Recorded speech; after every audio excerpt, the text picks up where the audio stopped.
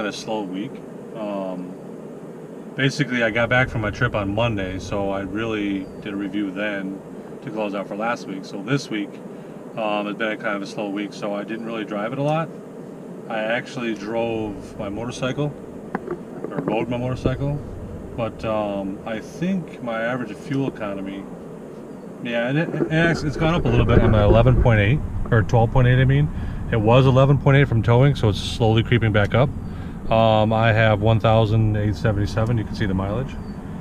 But other than that, I decided to go a different location here. This is actually Chrysler headquarters, their world headquarters. In the backdrop here, that's their building right there. And I kind of figured I'd go over here and get a nice sun shot. You can see the whole thing in the sun right here.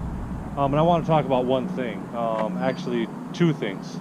One is this area in front here takes a lot of hit.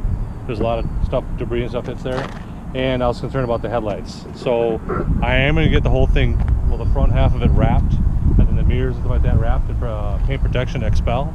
But I bought a kit to do the headlights and to do the B-pillars, which I'm going to see if you can see in the sun. I don't know if you can see the reflection of the B-pillars right there. I'll kind of move you around a little bit. Maybe get you a little closer. Can you see it? See how it's getting that haze swirl already? I mean, I've washed this thing 3 times and it's already getting scratched up pretty good. So I'm going to wrap these in paint protection film in Expel. I ordered the kit from their website. It takes a few days to get delivered. But other than that, the truck's been great. I haven't had any issues. The one thing, well, I can't say that. Towing a trailer, I really don't understand. Here's the connector right here, right? So you got your connectors here. Well, the cable, I don't know if you can see in here, the cable hangs and rubs right here.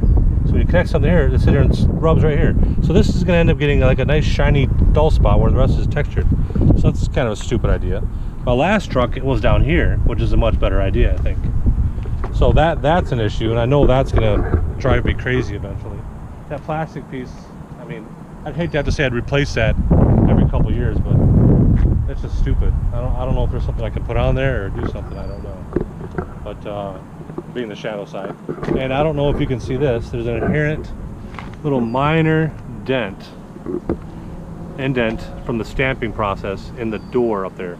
I don't think you can see it on the film, on the camera, but I'm looking right at it, and it is right in this area here.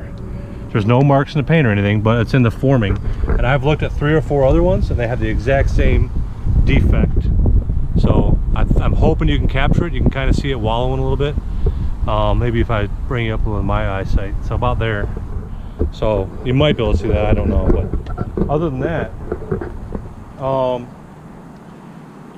in the shocks, I'm finding this kind of odd that my 2012 F-150 EcoBoost that I did a 6-inch lift on, and I ran 35s with, I bought the coil-over Fox shocks. They're using the Ibach coils, and they just have the same 2.0s in the rear. It seems to take bumps a lot better than these. This thing's kind of juddery and bounces around a bit. I don't know if it's the springs or just the shocks or what. So I guess, I don't even know how to answer that one. You're going on the highway and you hit a bump, the back end dances around it. It's kind of strange.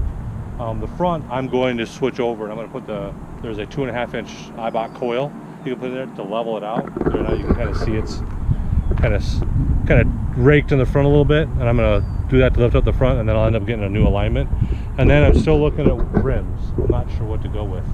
Why don't you in the comments give me some suggestions on different rims you think, between 17 all the way up to say 20. I'm not going to go with 22s, that's just crazy.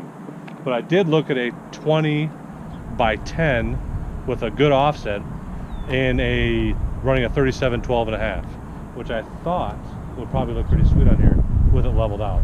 But maybe even, I don't know, I kind of don't like the 35 on a 20. It goes back to that same look. I'm kind of liking this whole, larger sidewall look on these trucks. It looks pretty good with the flares and stuff. But I want to go to a black wheel. Black or a bronze, I haven't decided.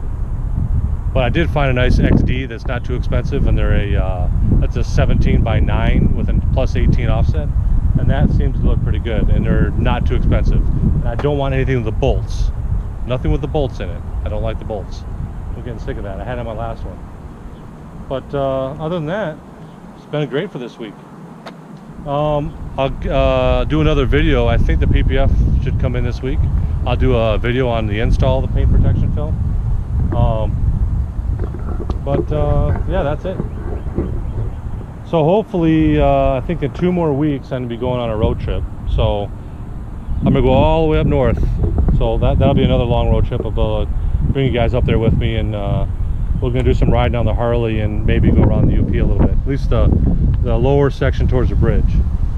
So, all right. Well, thanks for watching. Hey, if you like this, subscribe. Please subscribe. I know there's a lot of people watching my videos that aren't subscribing, and I only need another 400 and YouTube will start having to pay me again. This is crazy.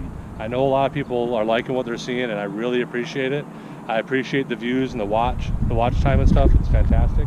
But please subscribe. About 98% of you are not subscribed. So thanks for watching.